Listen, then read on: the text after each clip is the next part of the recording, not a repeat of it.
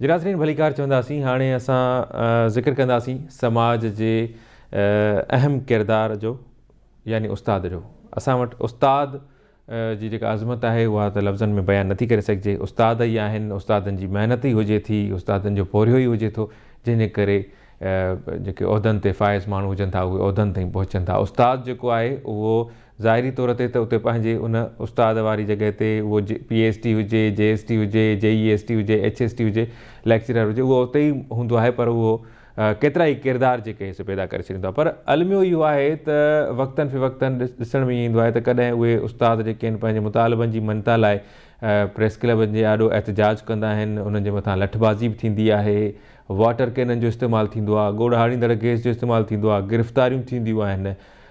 पर जेको उस्ताद आहे उनखे उनजो जेको मान ऐं मर्तबो आहे, जेको मिलणु घुरिजे, जेको ड्यू आहे, उहो अफ़सोस सां चवणो थो पवे त इंतिज़ामी सतह ते या मुख़्तलिफ़ जेके शयूं आहिनि उहे पूरियूं नथियूं थी सघनि।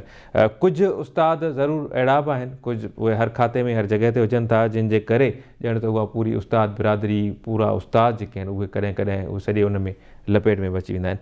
पाण ज़िक्र कंदासीं त मुख़्तलिफ़ शहरनि में उस्ताद एहतजाज कनि पिया, जिन खे ताज़ो ई ऑफ़र लेटर ॾेई उन्हनि खे जॉइन करायो वियो आहे। IBA तहत उन्हनि खे नौकरियूं ॾिनियूं वियूं आहिनि, पर उन जूं गुज़िरियल 6 महीननि खां वठी पघारूं न थियूं आहिनि।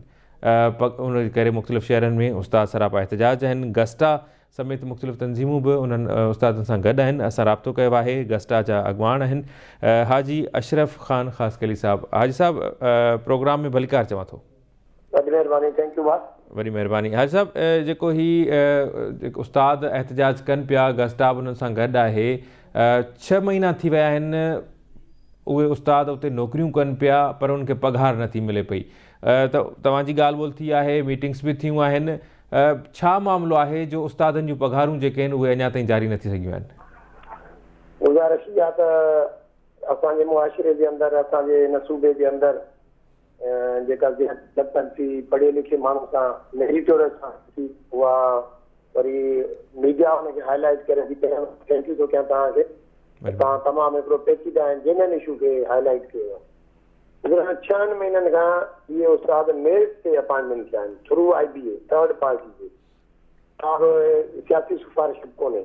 त मेरिट वारे माण्हुनि सां इहो असर 6 महीननि खां उन्हनि जी पघारूं थियनि हेॾे महांगे दौर में, ऐं खोड़ सारा मेल फीमेल 15-20 किलोमीटर रहनि परे उन्हनि जी पोस्टिंग आहे। गुज़िरियल 6 महीननि में मां तव्हांजो सेक्रेटरी एजुकेशन सां 2-3 मीटिंग्स थी गुज़रियूं। रिसेंटली गुज़िरियल जुमे ते मीटिंग थी आहे। गस्टा सिंध जो स्टैंड आहे त डिपार्टमेंट ते AG सुस्ती थी करे AG वरी पंहिंजो कुआरी थी लॻाए पई, पर असां डिपार्टमेंट सां ॻाल्हाईंदासीं जंहिंजा मुलाज़िम आहियूं।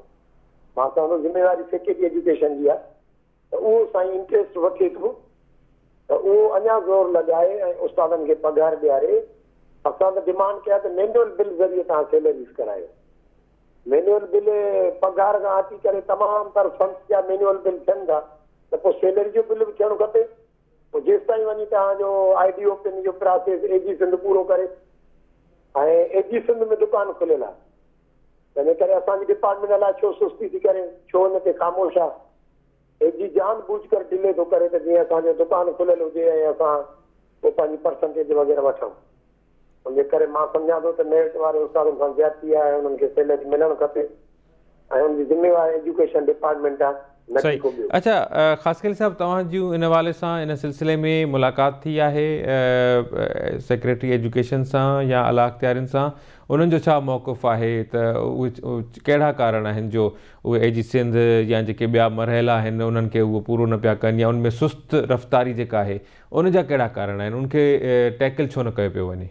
हिकिड़े महीने में 5000 ID ओपन कंदासीं, पर इहो आसानी कोन्हे त 5000 आइडियूं AG हिकु महीने में ओपन करे त कोई इशू कोन्हे, पर असांखे ख़बर आहे त लॉलीपॉप ॾिनो वियो आहे। एजुकेशन डिपार्टमेंट चए थी आसरा ऐं फीडर त बसि हाणे थींदो, हिन महीने पघार थींदी।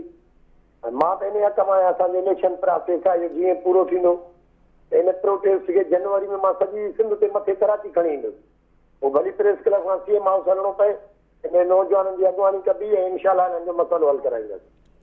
सही। अच्छा, इन हवाले सां जेके उस्ताद आहिनि उन्हनि में बि यकीनी तौर ते बेचैनी आहे। उस्ताद जेके आहिनि, जीअं तव्हां बि ॻाल्हि कई त केतिरा किलोमीटर्स तय करे उहे पंहिंजे उन्हनि स्कूलनि में अचनि था, पंहिंजा फ़र्ज़ सर अंजाम ॾियनि था, पर ख़ासि करे सां पोइ उन्हनि जो गुज़र सफ़र ॾुखियो थी वेंदो। उहे माण्हू पंहिंजी ड्यूटियूं कीअं सर अंजाम ॾेई सघंदा?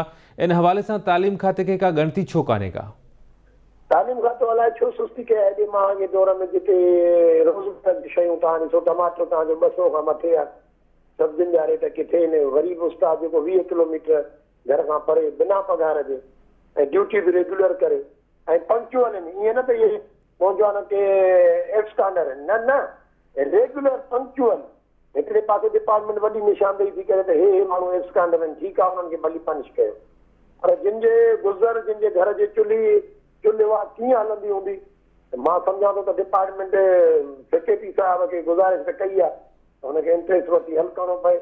असां नथा चाहियूं त असां रोड ते अचूं, सोसाइटी असांजे आङुर खणे थो साल पढ़ण जे बजाय रोड ते आहे, पर मजबूरनि ॿियो को रस्तो कोन्हे को। ऐं इन्हनि माण्हुनि खे वॾी तकलीफ़ आहे। मेल फीमेल उस्ताद वक़्तनि वक़्तनि मूंखे कॉल कनि था, फ़ोन कनि था। वाकई उन्हनि जे घर में उन्हनि खे ज़िंदगी गुज़ारण में तकलीफ़ आहे। सही, बिल्कुलु बिल्कुलु। न थियो त जनवरी में रोड ते हूं। बिल्कुलु हाजी साहब, छाकाणि त जेके उस्ताद भर्ती थिया आहिनि त सरकारी नौकिरी खां पहिरियां उहे यकीनी तौर ते का ख़ानगी नौकिरी कंदा हूंदा। जॾहिं हाणे उहा बि छॾे ऐं सरकारी नौकिरी कनि पिया त उन्हनि जो गुज़र सफ़र त यकीनी तौर ते ॾुखियो थिए थो। त ख़ासि करे साहब, केतिरो तइदादु हूंदो मेल फीमेल स्टाफ जो, मेल फीमेल टीचर्स जो पूरे सूबे में जेके हिन वक़्तु महरूम आहिनि पघारुनि खां? इहे जेके बि सैलरी टोटल अपॉइंटमेंट जेका लॻभॻि 12-14 हज़ार माण्हू अपॉइंटमेंट जेके थी चुका आहिनि हिन महिल ताईं, ॿियो त अञा अंडर प्रोसेस आहे। सैलरी त कंहिंजी न थी आहे न, ईअं न त हिननि जी थी कुझु रहिजी विया। हे जेका नई अपॉइंटमेंट आहे गुज़िरियल 6 महीननि खां कंहिंजी बि सैलरी न थी आहे, ऐं सभु डिस्टर्ब माण्हू आहिनि। सही, वॾी महिरबानी तव्हां असांखे टाइम ॾिनो, वॾी महिरबानी। नाज़रीन, प्रोग्राम पंहिंजी पुॼाणी ते पहुचे थो, ॾींदा इजाज़त। अल्लाह निगहबान।